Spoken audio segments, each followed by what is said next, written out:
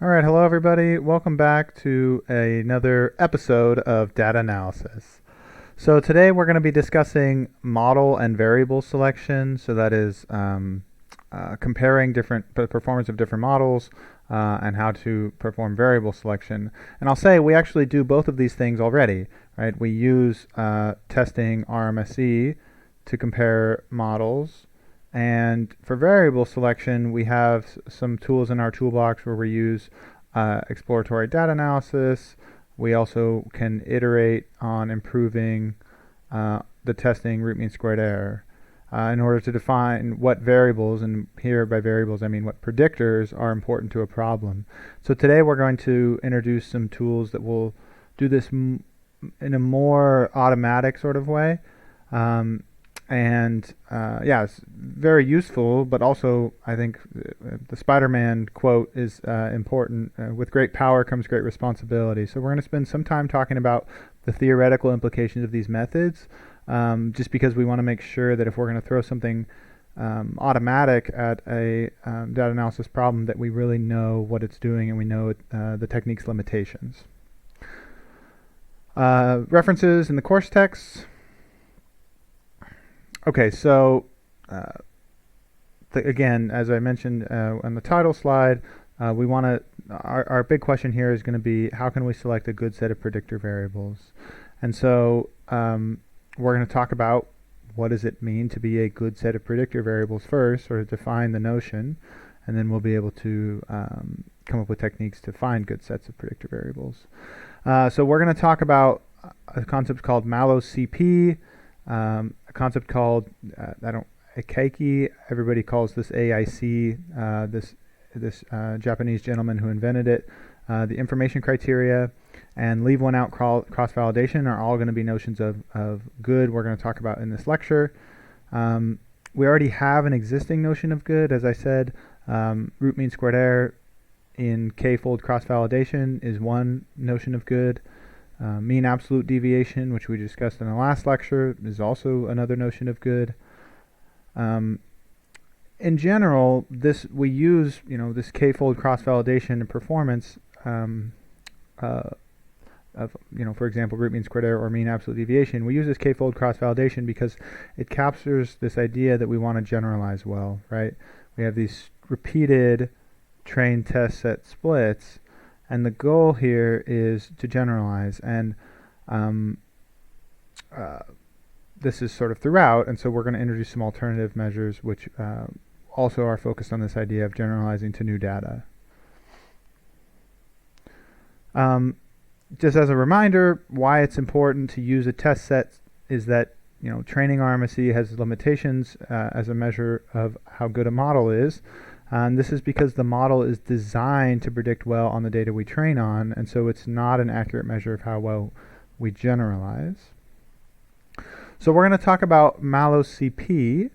So Mallow CP is actually it's an important concept, and what it does is that it actually tries to correct the bias that we observe in the training mean squared error so that it would be more representative of what we'd see on a testing set. So in general, the summary of Mallow CP goes as follows. We know, as discussed on the previous slide and in general in this course, that training mean squared error will typically be a little bit lower than testing mean squared error because we have an optimism in our training mean squared error that's not occurring in our testing mean squared error. That is, where the data we're using to build the model is the data we're using to test the model if we look at training MSE. How much lower, right? We can actually quantify the expected difference between testing and training root mean squared error, or mean squared error in this case. And so if we can compute this expected difference, you can imagine that would be very important, because we could then account for the expected difference when we're looking at training and testing MSE. In particular, how much is that expected difference? I'll give it to you. So if the model satisfies the constant variance assumption, so that is, this is assumption 2, the epsilons have constant variance and they're uncorrelated across observations, then the expected difference between the test and training mean squared errors is the following.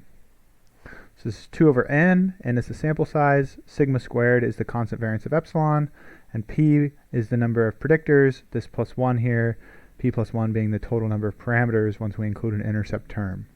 Okay, so this is how optimistic your training MSE is relative to your testing MSE. We see a couple of important things. As you have larger and larger sample size, this difference will decrease, right? As you have large variance, this difference will increase, and as you have larger number of predictors, this difference will increase. This is kind of intuitive, right? As we have more noise in our problem and more predictors, our ability to overfit on the training set increases, right? So if you add more and more predictors and more noise, you can either fit to the noise in the problem relative to the sample size being smaller, or you can fit to just the raw number of predictors there, which some of which may be and some of which may not be really relevant to the problem. So just some trends there in terms of the correction between training MSE and testing MSE. It fits our intuition, right? So in Mallow CP, we will add this difference to our training mean squared error to make it a better approximation of the testing mean squared error. Problem that we've encountered this problem before, but the problem is that this is unknown. This sigma squared is unknown in practice, right? So we have to estimate it, and so what we will use is this unbiased estimate of the variance, and this is important in the largest model we consider. So in general, if a smaller model is truly correct, then the larger model, our estimate will still be unbiased for the variance. And so we'll use the larger model to err on the side of caution, in the sense of if we're comparing two models, we assume the larger one is going to be unbiased even if the smaller one is correct, whereas the opposite is not true. So Mallow CP, the summary of it is here in these 5 points, but it's actually defined as the bias corrected train mean squared error. So what we do is we take the training mean squared error, we add this 2 over n sigma squared here, where we've plugged in our estimate for sigma squared times p plus 1. Okay, so Mallow CP is the corrected training MSE. I sometimes have folks who think of Mallow CP as the difference. This is not Mallow CP. The difference is not Mallow CP. It is the corrected training mean squared error. So please know that. Okay, again, this is the point that I just mentioned on the previous slide. The reason that we use the largest model when we're estimating our variance here is that it is unbiased for any smaller model. So if the smaller model is correct, the larger model is also correct, where we can just set some of our coefficients equal to 0, and so that estimate will still be unbiased. Some benefits of Mallow CP. Why would we actually use it? First, it can be computed directly on training data. Okay, so that means we don't have to make a train set split. You can just find the training MSE, add this correction term here to result in Mallow CP, and you can just only deal with training data. Okay, it's attractive.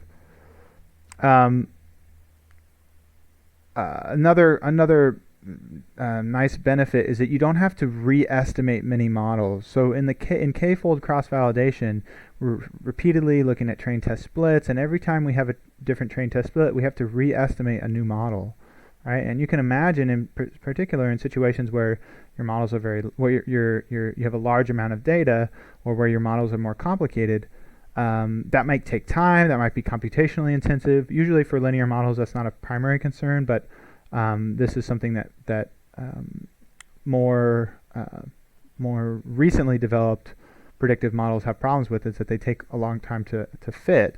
And Mallow CP philosophically has the benefit that you wouldn't have to do that, right? You could just do one training. You could just work with all of the data, and you don't have to do these repeated refits of the model, potentially with additional computational burden.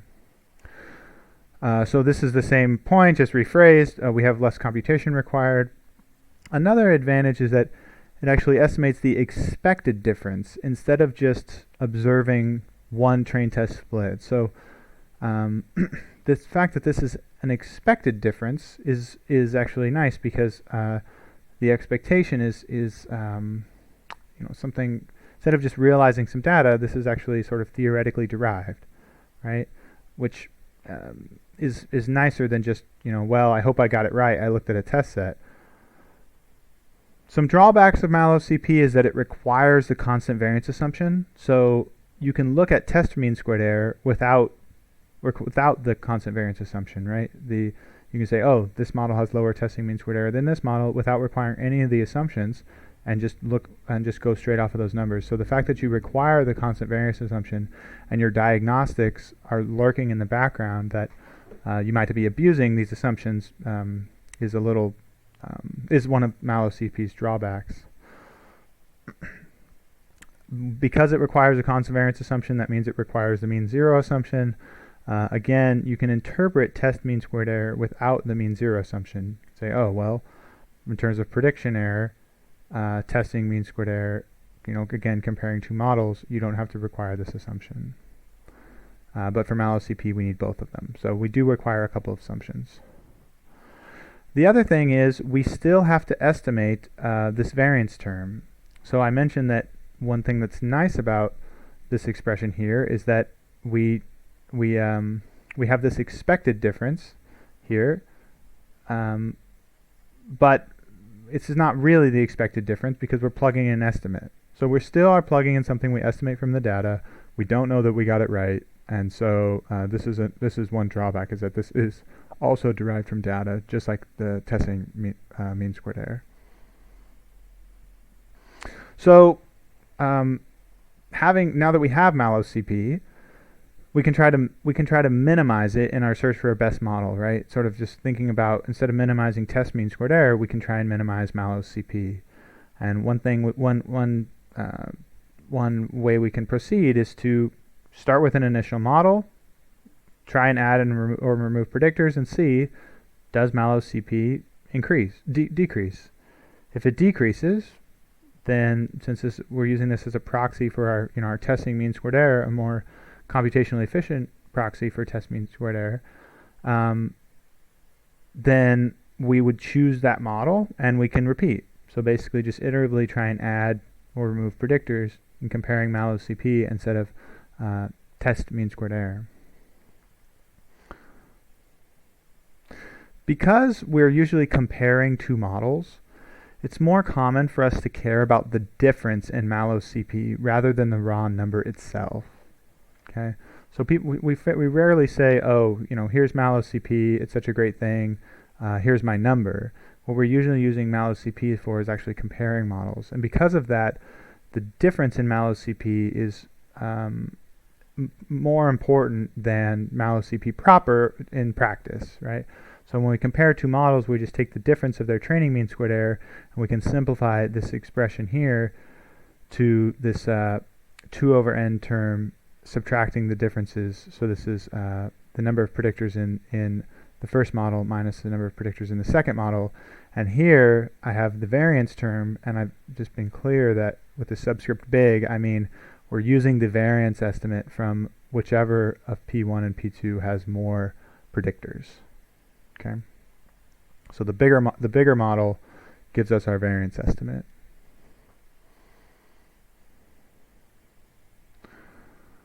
So we're going to derive Mallow CP. Hang on with me here because there's a little bit of calculation, and but it's a neat tool, and instead of just handing you a neat computational tool, we're going to talk about how it's derived, and like I said, understand where it comes from so that we know its limitations.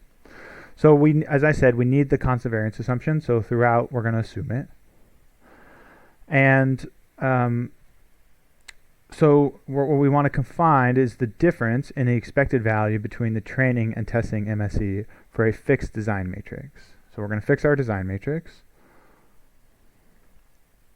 And so we have a model. Y is x beta plus epsilon. This is familiar. Okay, here remember again, beta is a vector, x is a design matrix, and we're going to compute the test error on new observations. So this here is a little fancy, but what I'm doing is I'm making a distinction between training data and testing data. Okay. So I'm saying there are y's and epsilons associated with the training observations, and then there are y primes and epsilon primes associated with the testing.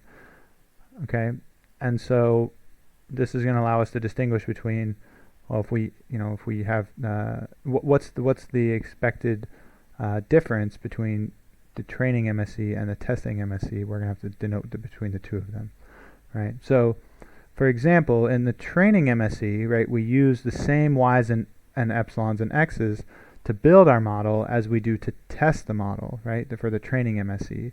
But for the testing RMSE, we use these y's and epsilons to build the model, and then we use y primes and epsilon primes to test the model. Okay, so that'll be important. Again, we have the usual form for the least squares estimator and the usual form for the predictions for the predicted y values. So we have a couple of facts that I'm going to introduce that we're going to use. The first fact is that the covariance of y hat with y is sigma squared times the hat matrix. Okay, so this is a covariance matrix. So there's this. So the ijth element of this matrix gives us the covariance between yi and yj. I guess I have a little typo here. This should just be what the covariance is.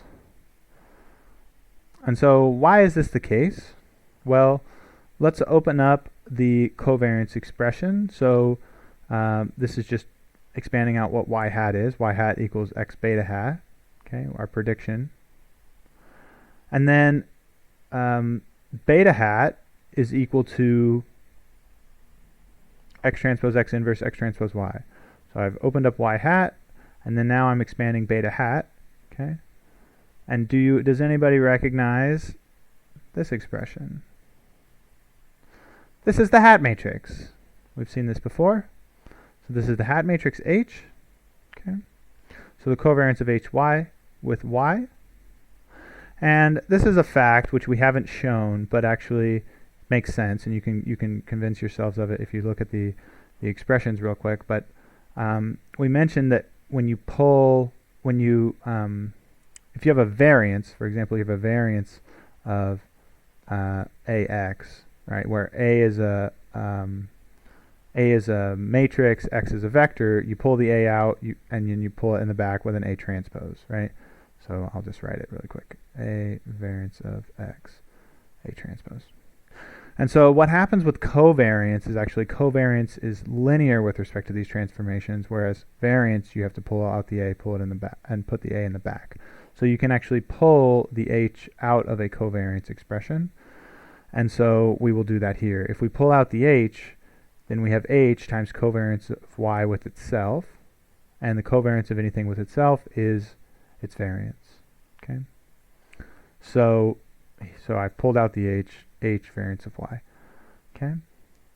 And variance of Y is, well, Y is x beta plus epsilon. These pieces are constant. This is sigma squared is the variance of epsilon, right? So this can get knocked out from the variance. I have H times the variance of epsilon. This is just sigma squared. Okay. So this shows our first fact. Okay. That is covariance of y hat with y is sigma squared times the hat matrix. So we can similarly show that the covariance of y hat with y prime, okay, that is the predictions with the new y's, is 0. Okay, and we can actually just look at the skeleton and quickly see why that's the case, because we open up y hat, right? We open, and when we are here, we have we can pull out an h. We have the covariance of y hat, or covariance of y with y prime. Okay. If we open this up and into what it is for epsilons, it ends up, we can reduce it to covariance with epsilon, covariance of epsilon with epsilon prime, those two terms being uncorrelated because they are new observations. Remember, this assumption too is that the epsilons are uncorrelated across observations. If I expand out this piece where this thing is a y prime, I can break it down into, after just a little bit of algebra, the covariance of epsilon with epsilon prime, which is equal to 0 because epsilon and epsilon prime are uncorrelated. So, okay, so we got two things here. We have this covariance, we have this covariance. Let's continue on. The second fact that we're going to use is that if we have p plus 1 parameters to be estimated, so again, this is usually p predictors, 1 intercept term, then the hat matrix has trace, which is, remember from linear algebra, the trace of a matrix is the sum of its diagonal terms, equal to p plus 1. Okay, so the hat matrix has trace equal to p plus 1, and we're going to show this using what's called the cyclic property of trace. So trace satisfies this cool property, which is that if you are multiplying three matrices, like this, the trace of A times B times C, you can reorder them so in a cyclic way. So what I've done is I'm going to take this A matrix, and instead I'm going to put it in the back. And in general, right, ABC does not equal BCA because you can't shift the order of matrix multiplication like you can scalar multiplication. But under the trace operation, actually the trace is preserved under this. Okay, so if I'm putting the A in the back, I preserve the trace of this product. So let's do it. The trace of the hat matrix is equal to the trace of, well, here's the definition of the hat matrix. Now what am I going to do? Here I have a matrix, here I have another matrix, here I have a matrix. I'm going to apply the cyclic property. I'm going to put what was A in the back. And if I do that, I have trace of x transpose x inverse times x transpose x, right? Well, now I have an x transpose x inverse x transpose x. That's a trace of the identity. The identity is p plus 1 by p plus 1 by p plus 1. Because that's the shape of this matrix. If you just expand it and look at the shapes really quick, you can indeed see that this is a p plus 1 shape identity matrix, and the trace of a p plus 1 identity matrix, well, you sum up p plus 1 times, and it is p plus 1. Okay, so this is our second fact. The trace of the hat matrix is p plus 1. And then the third fact that we're going to use is the following, and this is just a little bit of complicated algebra, but the expected difference between two random variables w and z, we can expand it into this 4 terms. We have a variance of w, a variance of z, 2 times the covariance of w and z, and the squared difference between their expectations. Okay, and yes, I sat down, I convinced myself of this truth. What you can do is just expand out each one of these terms to show that indeed this expansion is true. But we will use this. So let's actually use these facts together to compute the expected difference between the training and testing MSEs. So the expected, so this is an MSE. Okay. Which MSE is it? Training or testing?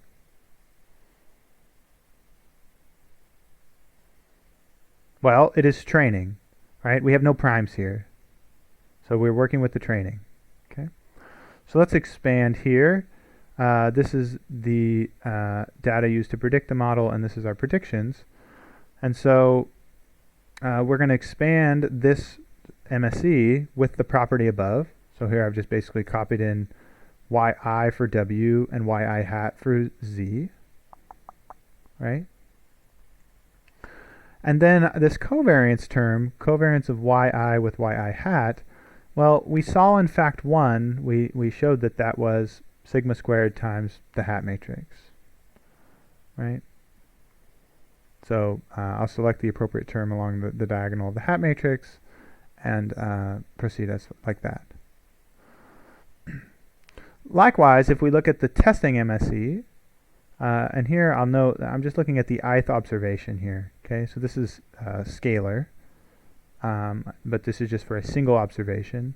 But if I'm looking at the a new y, okay, what happens is I can do exactly the same thing. So I'm plugging in again yi prime and yi hat into for w and z here. But here, as we discussed in fact 1, this term is now 0 because the epsilon primes and the epsilons were uncorrelated. Okay, so here we see a difference between training and testing MSEs shaping up. And the expected values here, the expected value of y is the expected value of y hat, which is equal to x beta. Right? Remember, we have a fixed design matrix.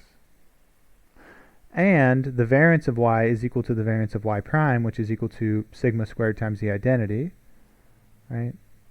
So these pieces are, but what I'm saying is that these pieces are the same. These pieces are the same.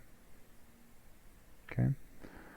And because of that, I see that the difference between this term and this term is just the difference in their covariances, which is 2, well, this 2 lingers around, times the covariance here. So 2 sigma squared times the appropriate term along the diagonal of the hat matrix.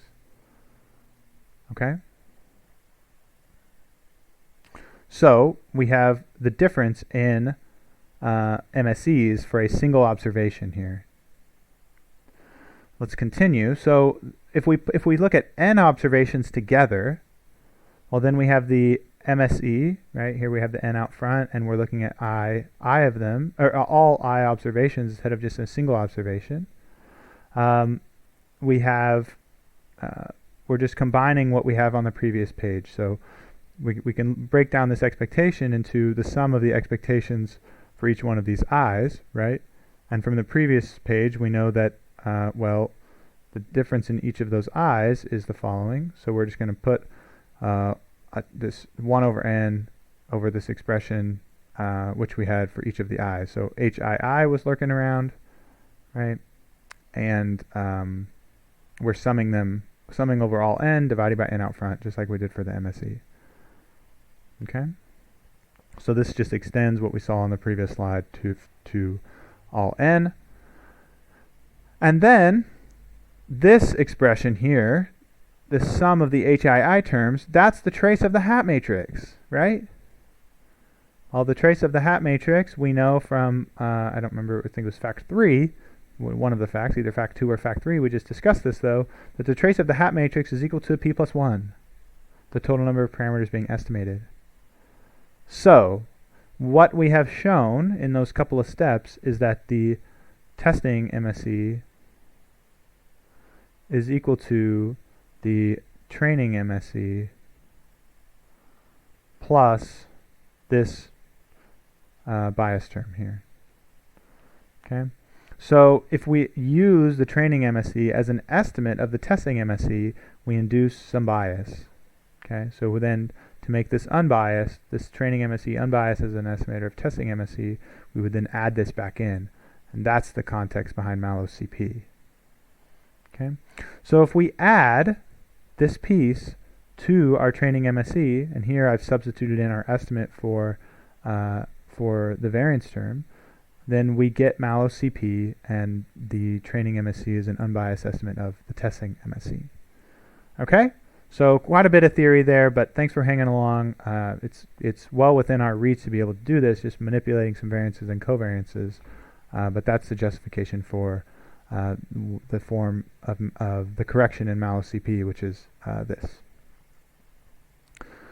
Okay, so I'll just make a note here, which is that some folks define Mallow CP differently. You can scale it, you can shift it, you can do different things. Wikipedia in particular, if you quickly are looking to jog your memory about what Mallow CP is when you're using it, Wikipedia has a couple of different conventions, but no matter the convention, the goal is always to minimize Mallow CP, right? So I could minimize the training MSE plus this correction term I could multiply anything out front. I could scale it, some different things, right? Shift it around if I wanted to. But no matter what, the goal is to minimize whatever is the result. And the result is basically a correction for the bias in the training MSE as an estimator of the testing MSE. So if you see something that looks a little unfamiliar, you can trace it back, and usually it's just a rewrite. But the convention is always to minimize. Okay, so that is Mallow CP. Let's move on to talking about AIC, the Akaki Information Criterion. And so the AIC is an alternative to Mallow CP. Okay, and the benefit of using AIC instead of Mallow CP is that it works for any maximum likelihood estimator. Okay, so that is versatile and important. The motivation is very similar, and we're going to correct the training log likelihood by adding an appropriate penalty. Right? So instead of in Mallow CP, we correct the training MSE by adding an appropriate penalty. For AIC, we correct the training log likelihood by adding an appropriate penalty. The theory is a little more involved. It is interesting, but we've done one derivation, and we'll leave it at that today. The AIC is defined as follows. So I'm going to let this script L here denote the log likelihood function. So remember the log likelihood. This is we're doing maximum likelihood. We usually take the log of it in order to maximize the log likelihood. Is often easier. And I'm going to denote the maximum likelihood estimator by theta hat subscript MLE. Okay. So this is assume that this theta hat MLE is a maximum likelihood estimator of the d-dimensional parameter. So we're estimating some d-dimensional parameter theta. Usually for the least squares estimator, d is equal to p plus 1. Right? We have to estimate p plus 1 different numbers. So that's just a translation, but we'll state it for arbitrary d. So then the AIC of this maximum likelihood estimator is the following. What we do is we have a log likelihood term. Okay, we're going to make it negative. We're going to put a 2 over n out front, and we're going to add 2 over n times the number of parameters being estimated here. And so note that we've made this log likelihood term negative. Okay, and so now the goal is to find a model with small AIC. So this is minimizing this is similar to maximizing this positive likelihood, right, as we would in maximum likelihood. But we've added this 2 over n times d penalty here. So what this does is, right, we want to minimize, the goal again is to minimize this whole quantity. And the penalty here represents a correction between training and testing. And so, right, what is going on, as we have more parameters, okay, we have more of a penalty in AIC here. So as d gets larger and n is fixed, the AIC suffers more of a penalty. And again, that's similar to Mallow CP, where we see that we see that, you know, as p plus 1 goes up, if we have more predictors, we have more of a penalty. This is similar for AIC. Okay. So so yeah, this is the form of it, similar to Mallow CP, correcting for the difference between training and testing. But again, unlike maximum likelihood we want to maximize. When we formulate the AIC problem here, we will usually write it as this, where we will minimize the negative log likelihood plus some penalty. In general, I've pointed to some references because I'm not going to discuss this in detail. AIC and Mallow CP give similar penalties, and if we operate under the assumption that sigma squared is known, we can actually show them to be equivalent. But I'm not going to derive that. Just for some more information, you can read some in the course text. Again, similar to Mallow CP, sometimes there are small variations of the AIC expression. Some maximize its negative instead of minimizing AIC. Some drop this 2 over n term. They give equivalent expressions up to some small manipulations. And in general, for AIC, the relationship between Mallow CP and AIC is similar to that between the F-test and the log likelihood ratio test.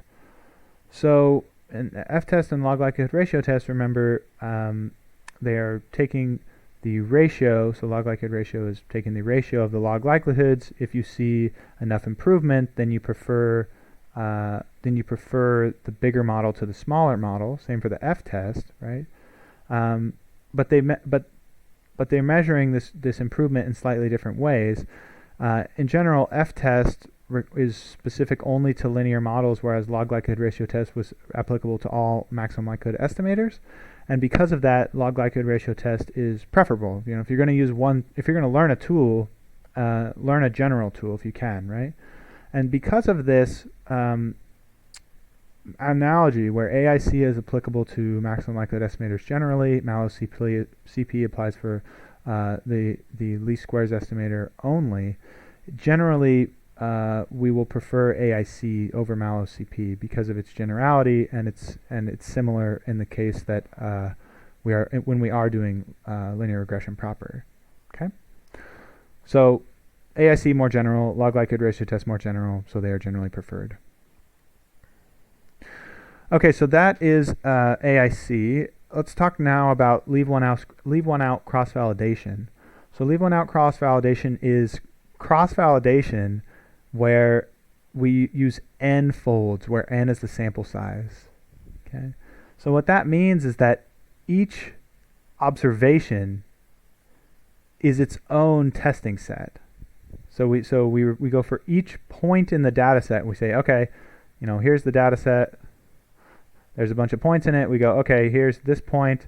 Now we're going to have everything else be training. This is our testing set, and we're going to iterate through this point. Everything else is going to be training. This can be our testing set, so on and so forth through all the points in the data set. And from the perspective of cross-validation, this gives us the quote-unquote best estimate of the expected MSE using the data, because we have the most samples, most trained test splits we could possibly have, and our test sets here are non-overlapping.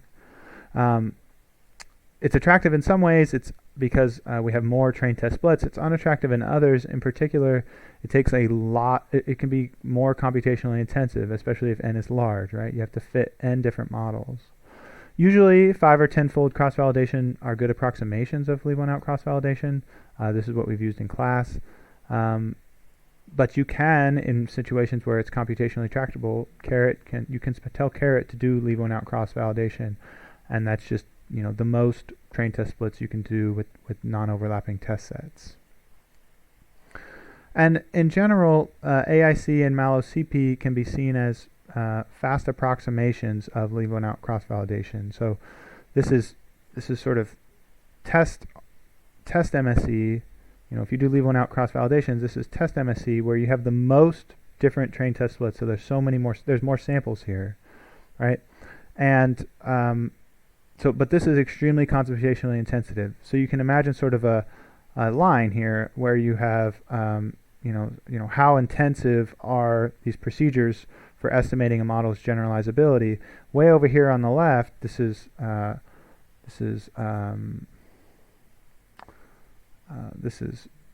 more intensive, and I've written it sort of left to right like this because I think of desirability as, well, we want it to be cheap as we can. So more intensive and easier to compute.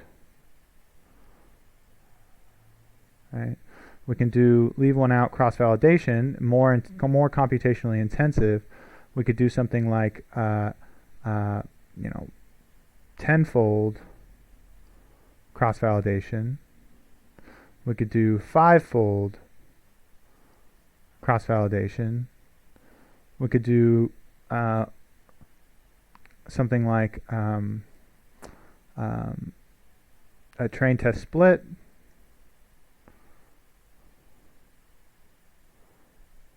Just a single train test split. Or we could do something like AIC or Mallow CP. Right? Mallow CP, we don't have to split at all. We can just use everything. We can just use the training data only. Okay, so this represents, you know, how sort of things you leave one out cross-validation is sort of more fundamental. AIC, Mallow CP are more easier to compute, and there's sort of this range in between. And generally, I think people will prefer to use the most intensive method they can, subject to the constraints on their problem. right? If they want to quickly iterate and build models and they have to wait half an hour to do leave-one-out cross-validation on their models, then they'll say, well, can I do something like just a single train test split, and so that I'm not waiting around and I can continue to work. So there is an alternative to AIC called BIC, the Bayesian Information Criterion. And AIC and BIC are very similar, except that BIC has a slightly larger penalty. So it tends to select smaller models, right? We penalize the number of parameters more strongly in BIC. Why do we actually have two, right? Why do we have two information criterions, AIC and BIC? The reason is mostly theoretical, and that is that the theory behind BIC says that loosely, if the correct model is among those which can be selected, BIC will tend to find it. Okay, so this is a paraphrase of some theory, but if the right model exists, BIC will tend to find it. Critics of this theory say, okay, but how often is there a perfect model in practice, right? A perfect model, right? This is not a simulated environment. We're working with real data, which is sometimes a little dirty. Sometimes there are two models which will fit similarly well. It's not like there's one right model and every model besides that is wrong, right? So this is a little bit of criticism of that theory. In practice, where you should think about using BIC is if you've run AIC, but you have just a little too many predictors. If you have too many predictors, but you want a smaller model, you can use BIC because the penalty is heavier. Okay, so in some instances, BIC is preferred, particularly in cases where interpretability is important. You know, if you run a model, if you are looking at selecting a model based on AIC, you select the model based on AIC and you have 50 predictors. You're like, well, I have to explain this to somebody. 50 predictors is just too many. You can try BIC with the hopes that you can select a best model with a slightly larger penalty on having many predictors. So conclusion here, again, we want to minimize this expected MSE. We approximate it using train test splits, using cross-validation. We've talked about a couple of alternatives to these today. Mallow CP, AIC, leave-one-out cross-validation. Leave-one-out cross-validation being expensive to compute. Mallow CP and AIC being less so. BIC being an alternative to AIC where we select smaller models. These all measure similar quantities. That is, these are proxies for the true expected MSE, which we would want to find. In general, cross-validation is preferred when you can perform it. That's because you're just relying on the data directly and less assumptions. But otherwise, you can use AIC or Mallow CP or BIC where appropriate. Okay, so let's then continue on into variable selection. And actually, let me double check here where I'm at. I want to see. Yeah, so I have some R code, but we are going to, before we jump into the R code, I'm going to continue on here with some more variable selection. I was wondering if we should take a code break, but I have to introduce a couple more techniques before I can jump into R. So next we're going to talk about variable selection. And in particular, let's say that we have our favorite approximation of population MSE at the ready. Okay, and this can be AIC, Mallow CP, k-fold cross-validation, whatever it is. We want to use it to find a best model. We have p possible predictors which we could include in a model. Here I have a typo here. And the question is, how will we choose them? How do we choose p possible predictors to put in our model? Which one should we actually select? Okay. There are 2 to the p possible models when we have p possible predictors, and very quickly comparing all possible subsets of models becomes intractable. Okay, so around 15 predictors, we have 2 to the 15 possible models. This becomes impossible. And so one option we can do, and this is what we've done already, is to use problem context and exploratory data analysis to iterate on improving our models according to our selection criteria. So if we have a test set, we can just use EDA, build an initial model, and then try adding new predictors, try throwing away old predictors, try adding interaction terms, things like this, just iterating here. And this is what we've done in class so far, and this is never a bad idea. It's principled. The EDA is an important foundation, and I encourage you to do this to form good exploratory data analysis when you're building models. But in situations where we don't have subject matter expertise that we can rely on, and we have many variables, this can be overwhelming, right? It can feel like you're just sort of being pushed in the deep end and told to swim. So we can rely on some automated tools. And one of the automated tools we've already seen is actually principal component regression. So if we have too many predictors, we can use principal component analysis to construct a smaller set of predictors, right? That is just keeping the predictors, the principal components, which have high variance, right? So that's one thing we can do. That will give us a smaller set of predictors, which is nice if we're in the business of selecting an efficient set of predictors. Another option which we're introducing today is forward stepwise regression. So the idea is you start with an initial model, which here is a small model, and you're going to create a new model for each one of the remaining predictors. And that is, for each of those remaining predictors, you're going to construct a new model where that individual predictor is added to the model. Okay? When you do that, you're going to select as your next model the model which has the best improvement according to whatever selection criteria you're using. So if you're using cross-validation or you're using AIC or Mallow CP, you'll say, okay, well, I could add any one of these remaining predictors. I'm going to choose the one which gives me the best AIC, and then I'm going to continue. And so you're going to set this new model as your initial model, and you can iterate. Okay, of the remaining predictors, which one do I want to add? Then add the one which gives you the best improvement. You will terminate when this new model doesn't give you any improvement over your model that you start with. Okay, so you're just adding new predictors one by one according to whichever one gives you the most improvement.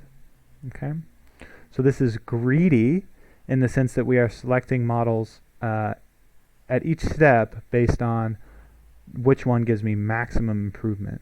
Okay, so it's not guaranteed that this will find the globally optimal model. What I mean by that is if there is an ideal subset of predictors, you may not find it using this greedy selection, but generally it works pretty well in practice. Backward stepwise regression is similar, and the name will probably suggest to you what's happening. Instead of starting with a small model and adding predictors, we will start with a large model and throw away predictors. And the idea being that a very large model is likely not going to give me great. It's not going to have the best performance of my selection criteria, whatever that happens to be. And so I'm going to throw away predictors according to which one gives me the best improvement. Okay, and then stop once I can't throw away any more predictors to see improvement. Okay. And lastly, one more variation is forward/backward stepwise regression, which you can probably guess what it is, again, based on the name. You start with an initial model. Here we don't have to assume that it's either large or small, and we flip a coin, a metaphorical coin. If heads, we take one step of forward stepwise regression by adding a predictor. If tails, we construct a new model according to one step of backward regression. Okay, we can continue until we see no more improvements, and then we will terminate. Okay, so this one just takes some forward and some backward steps. Okay, so these are all options. I'll tell you how to do this in R in just a little bit, but this stepwise regression is important because this will allow us to do automatic selection of predictors for a model. The last option that we'll talk about this in the next lecture in more detail, but actually there are penalties on mean squared error which are designed to induce sparsity. And these are penalties which will automatically do variable selection for us. Again, similar to ridge regression, this will be at the cost of introducing some bias into our least squares estimator. So so as I say, similar to ridge regression, we're going to trade some bias for the ability to do to do variable selection. Okay. This mysterious second penalty of GLMnet, and for the caret wrapper of GLMnet, where we set alpha equal to 0, this is the mysterious second penalty, is one that will do variable selection for us. And we'll talk about this, like I said, in the next lecture. So in R, we can do forward-backward selection as follows. So we can do variable selection with the reg subsets function. This will compute the best subsets of variables. You can specify exhaustive search or forward-backward steps. The best model is the minimum training RMSE. Okay, and exhaustive search, as I mentioned before, it's only feasible for a small number of variables. So beyond a small number of variables, you want to use forward and backward steps. When we say best is minimum training RMSE. I'll illustrate this with an example. I think it's more clear. So let's move on. The output of reg subsets here will tell you R-squared information, Mallow CP, and BIC, so you can compare them that way. Step AIC from the mass package will compute a model with minimum AIC using either forward or backward stepwise regression. So this will do stepwise selection with AIC as the criteria. And then each of these functions has been wrapped with caret. So in caret, you can do leap backward, leap forward, leap sequential, or leap step AIC to get these functions in a nice caret wrapper where you can see where you have the unified interface that we've been using with caret. So let's turn now to R. So I'm going to be working with the bike data, which we use in Data Analysis Project 1. I'm going to load it up. I'm going to remind you of some of the variable names. So we have things like seasons. Remember, we wanted to predict this count variable. Some of these are categorical. And so first thing I'm going to do is I'm going to convert some of the variables to factors. Okay, that is, have R treat them as categories. So season, year, month, weekday, weather type. So to use step AIC, I'll do the following. So I'm going to load up the mass package. So the mass package contains the step AIC function. I'm going to build a intercept-only model. So when I do this, this builds me an intercept-only model. And then I'm going to build a full model which has all of the predictors, okay, minus the ones that I'm not allowed to use: casual, registered, instant, date, day.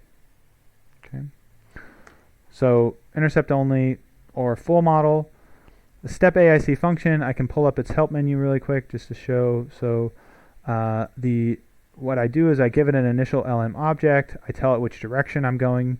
I can tell it scope. Scope will define upper and lower bounds in terms of the model. So I can say, hey, do backward selection, but at the smallest model you can possibly get to is, some model, and I can give it that.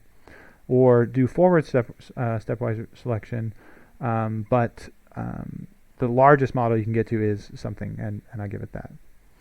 So let's demonstrate that. So I'm going to do step AIC. I'm going to do forward. Okay, so I'm going to do forward selection. I'm going to give it an upper bound here, which is the full model. So don't grab any variables that are not in the full model. Okay. When I do that, it iterates and it tells me, here are your coefficients. Okay. So this model selected a temp, year, season, many of the variables which you've seen in your data analysis projects, selected automatically for me based on this AIC here. Okay. So comparing these models, adding them from an intercept-only model, each one of these terms would be added one by one, according to which one gives me the most benefit, and then and ultimately settling on this model because it had I couldn't add another predictor without having an increase in AIC. Okay. All right. If we want to do backwards, we would start with a full model. We could specify the lower bound as the intercept only. We don't really have to specify that. I've just copy pasted this because I know these are the bounds, so we'll keep them there. For backward selection, I see, let me just run this again. So it works very quickly, but in backward selection, so I've thrown away some variables. For example, here I have temp instead of a temp in this model. But here is a automatically selected model where we have thrown away many of the variables that were not useful. I'll also say, please remember the least squares estimator is the maximum likelihood estimator only under the third assumption, that third Gaussian error assumption. So here we are, when we use AIC, we're using this Gaussian assumption is required for the least squares estimator to be the maximum likelihood estimator because Mallow CP and AIC are very, very similar. The constant variance assumption can be used there instead. Just when we say, well, we're comparing AICs instead of Mallow CP, and Mallow CP only requires that constant variance and uncorrelated assumption. But still, if your model assumptions are not satisfied here, you have the potential to be doing something which is not mathematically justified. If you ended up with a model which was not mathematically justified, and then you said, okay, well, now let's look at its testing, mean squared error, and things like this to validate its performance at the end, that's okay, right? How you ended up with that model is, you can just think of this as a model that has been handed to you automatically, but don't take it as gospel that this is definitely the best model, because you might be abusing some of your modeling assumptions along the way here, and if you do, then some of the theory that we've talked about isn't on a firm footing, okay? If I do, I can do forward, backward. Here I define upper and lower bounds on my models, and then I'll say direction equals both here. And so now I have yet another model. This one has been selected using forward, backward. In general, empirically, people have noticed, there's no really theory for this, but people notice that backward tends to perform a little better. I've noticed that in my own work. Generally, I recommend using backward, but you could try both because it's very easy to say direction equals forward, direction equals backward, and just see what do the different models look like. We could do something crazy. So here's something. I'm going to do all interactions. So what I'm going to do here is I'm going to look at I'm going to have a polynomial in a temp, a polynomial in temp, and then when I do this square here, I'm going to do the factor crossings between all of the variables in this parenthesis. So what's going to happen is this is going to be all possible factor crossings there, and I'm going to do stepwise selection there. So I'm going to start with an intercept-only model, and then for my upper bound, instead of just all of the predictors, I'm going to include all possible interactions with these polynomial terms included. I'm going to specify trace equals false. That means don't print to screen because it's going to be many, many steps. I'm also going to specify an upper bound on the number of steps. And here I'm doing forward and backward. And so let's perform this. So we notice it's going to take a little bit of time. And now we see so we have a gigantic model. So this is a drawback, right? We have a gigantic model. We have a polynomial in a temp. Here we have a polynomial in temp. So we've included both of them, which from the perspective of multicollinearity, this is a problem. We see that we're going to have multicollinearity issues with this model that's been automatically selected.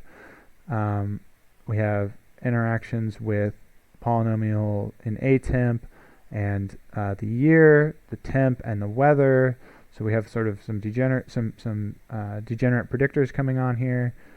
And we can sort of scroll through this and see what's important. But we see that there's just been a massive model selected here, right? So if I could prune some of those interactions to something that I thought was useful to begin with, that would help me, because this has just spewed out something gigantic. So my options here are, I could try something like BIC. I could also scroll through here and just try and limit the amount of interactions to something to a small set, which I think would be meaningful, instead of just this massive number of possible terms here. So let's try BIC. To use BIC in this step AIC function, you give it this special option k, this extra argument, and use k equals log n, where n is the number of observations. That will give you BIC. You can find this in the documentation for the AIC function. So k equals log n is sometimes referred to as BIC, they say here. So let's run this and see what we get. Okay. Again, I've included all interaction terms, and I'm using forward, backward. So here we have a model which is much more reasonable in terms of its size. We still have some degeneracy, right, which we know from our multicollinearity lectures is going to be problematic in terms of the variance of the least squares estimator. But we have something much more reasonable, right? This is I would be much more willing to say, okay, let's prune this model, potentially correcting for some multicollinearity issues, as opposed to starting with the AIC model in the previous output. Okay, so for best subset regression, here I'm going to load up the LEAPS package. The reg subsets function is going to be the one that we're going to use here. And what I'm going to do here is exhaustive search. So that is try all possible subsets of models. And I'm going to save it as this sub out here. So LEAPS tells me 3 linear dependencies found. That's interesting because, well, that gives me some multicollinearity information. And then I'm going to look at this sub out here, which was the output of this reg subsets model function. And so what do we have here? So what we have here is so we have one subset of each size up to 19. This is what it's telling me, with a subset selection model of exhaustive. And then none of these variables are forced in or forced out. This is an option that I have when I call the function. So this is just printing the output. To actually get the coefficients of the models, I will get the coefficients from this output for 1 to 3. So what this says is, what's the best single predictor, the best 2 predictor, and the best 3 predictor models. So we see that the model which performed best with 1 predictor was just using a 3rd degree polynomial in just the 3rd degree term in atemp. Okay. The best model, which had 2 predictors, didn't include the polynomial predictor. It included just year 1 and humidity. So this is interesting because this gets to the point that I mentioned in the lecture about greedy selection. So here we're doing greedy selection. If we were doing greedy selection like in forward backward, once we selected this predictor, we wouldn't then remove it as we moved into it, getting another predictor for the second predictor, unless we were doing something like forward backward. So if we were just doing forward, we would have poly atemp, this 3rd degree piece of it, as we moved on. But we notice that when we're doing exhaustive search, our best model for just 2 predictors does not have this term. Okay, and if we move into 3 predictors, we see different structure again. Year 1 is hanging around, so this year predictor seems to be important for us. Here we've selected the 2nd term in this polynomial and working day. And so that's how I can get the coefficients for each of the models. I can select the best model with 10 predictors. So I have some of the seasons, I have years, I have temp, I have some polynomial terms in atemp and temp. This is kind of interesting because there's a mixture here, right? So definitely something that I would want to only grab one of them. Due to multicollinearity issues. Summary will tell me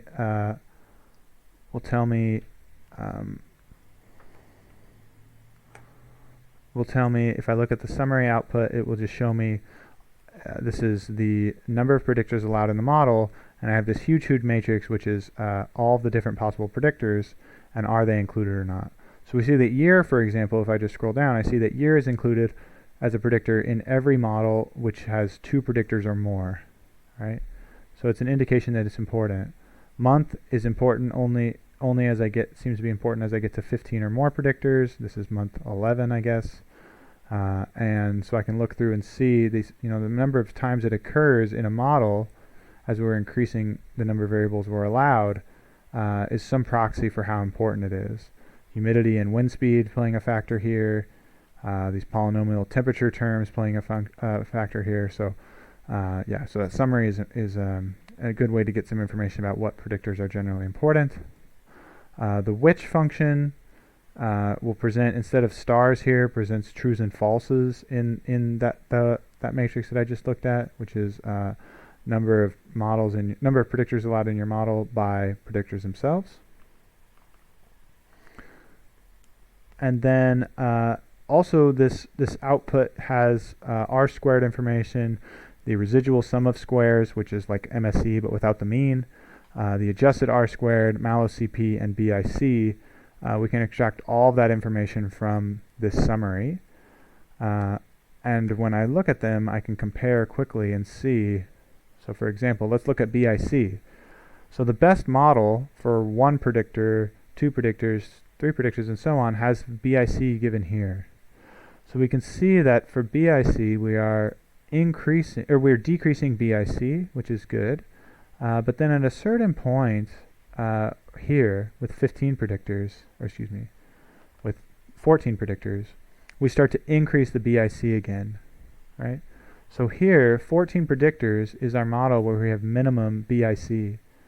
Okay, so if I was using BIC as my selection criteria, I could grab the model with 14 predictors and say, okay, this one has the best BIC, I'll use that one.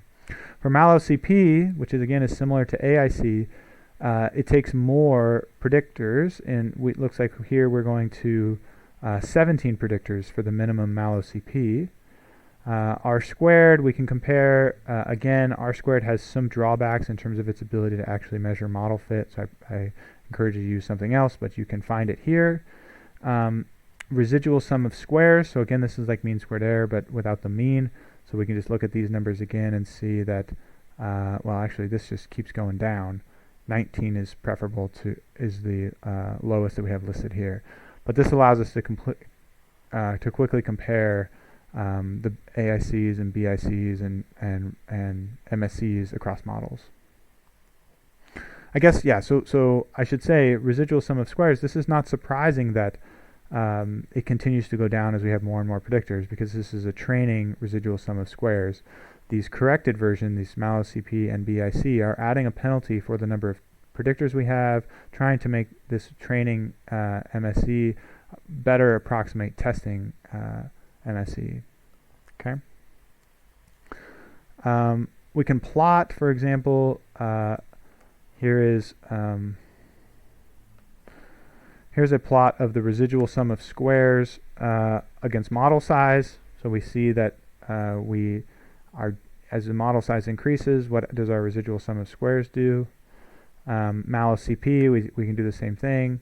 As I said, around 14 Mallow CP, or no, I think it was a little more for that for Mallow CP, but it's a little difficult to eyeball. Probably should just plot this on a log scale to make it easier to see. So plotting it on a log scale, we see that it looks like 17 predictors is our best model from Mallow CP perspective. We can keep track of the decrease. And then the same for something like R². Where R², again, 1 in R² is a good fit. And so here we've switched what we're looking for as the model size increases. We can look at which has the minimum BIC, which has the minimum Mallow CP. So here we have 14 and 17 predictors have the smallest BIC and Mallow CP. Okay, we can do the same thing in caret. In caret, we would wrap we can use method equals LM step AIC. We'll compare them using cross-validation with 5 folds here.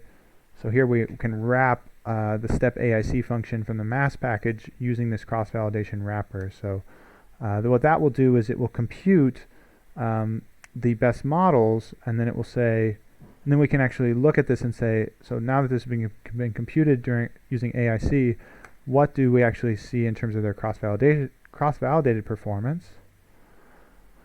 And so the best model selected from the step AIC, here it's not clear if I've done, so I made myself a note here. So this will do backward by default. So here we've done backwards stepwise regression, and we have the cross-validated RMSE, mean absolute error, and so we have that extra number there as a way to sanity check the output of our AIC.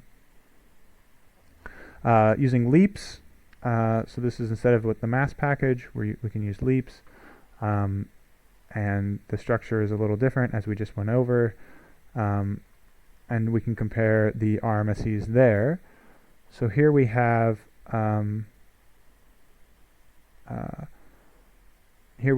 the best model had 799 cross-validated RMSE, whereas for the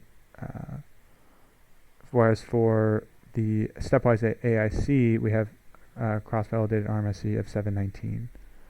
Okay. Lastly, as I mentioned, leave one out cross-validation is an option in Caret. So instead of specifying method equals CV, number equals 5, I can do method equals LOOCV to do leave one out cross-validation. And so here I will do best subset selection. This will do forward backward selection by default, and I'm going to validate the performance at the end using leave one out cross-validation. Takes some time because it's a little more expensive to compute. And then I can output this RMSE is now a leave one out cross-validated RMSE, same with the mean absolute error, which is attractive in because we have the most number of train test splits we can perform.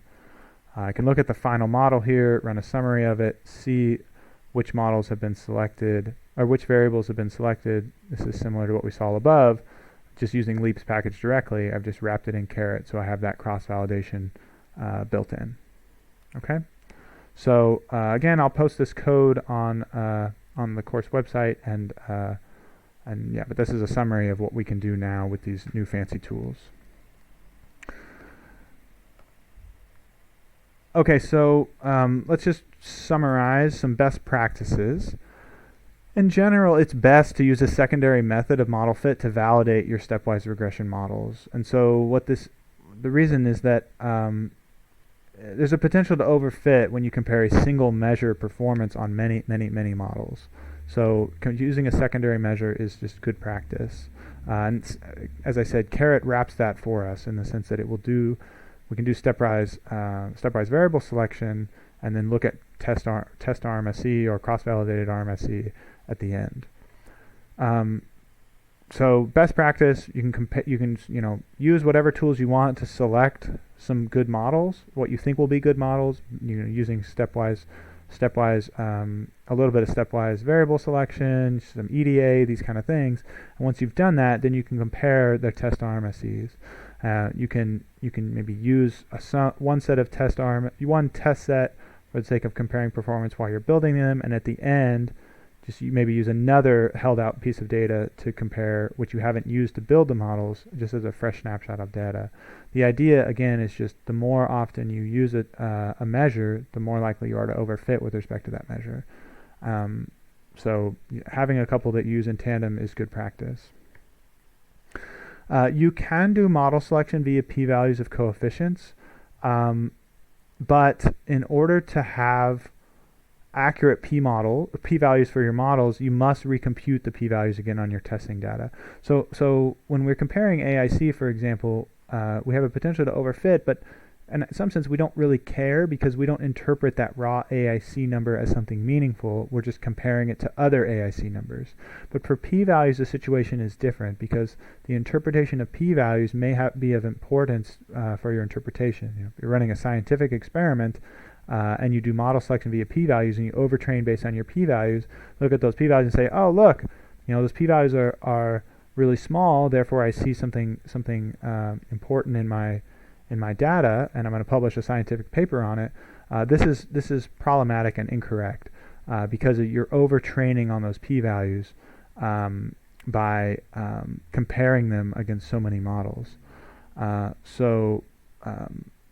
P-values in this way are optimistic. Don't use them. You can and don't interpret them as p-values. If you want to just use this as a criteria for selecting coefficients, which predictors are important, you can. It's not theoretically justified, but how you start to select initial set of predictors, well, as long as at the end you do sanity check it with something that's theoretically justified, well, it's okay, right?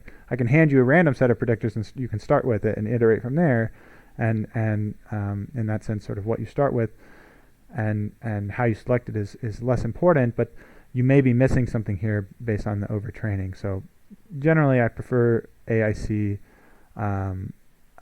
if I'm going to be overtraining to a simpler criteria, and p-values, because of these interpretation drawbacks, I would stay away from. But some people do, and but you must not interpret them as p-values on the training data.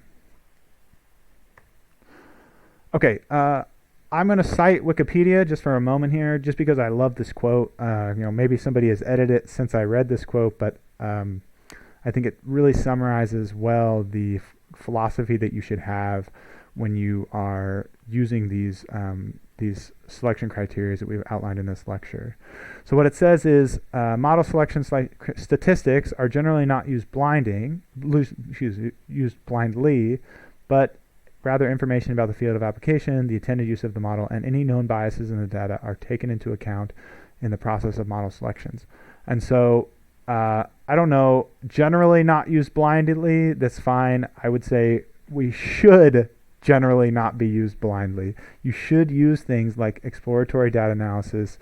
You should not use this tool as a black box, but supplement it with information and the good practices that we've already developed in this course, because this is a powerful tool, and there's a potential to just sort of dump your problems into these fancy black boxes, which will tell you here's the subset of predictors you should use. But that is not good practice, and you should supplement this with extra information so you don't end up in one of these traps where you've used the tool outside of its applicable area. In general, be diligent in your exploratory data analysis. This is why we spent so much time on it in this course. And why I've emphasized it in your data analysis project and your homeworks. Talk with subject matter experts. Okay, we are doing statistics in this class. We're looking at data, but subject matter experts should not be just thrown under the bus and said, well, we're doing data analysis, we don't need you. They can inform things like Mallow CP, so we're not selecting, just feeding a bunch of predictors which will not be useful into an iterative forwards or backwards selection process, but subject matter experts can sanity check our work, right? And using alternative measures of model fit is also important so that we don't overfit to a single criteria. Okay, so that's all I have for this lecture. We've introduced a powerful set of tools, so I hope you enjoy it, and I will see everybody next time.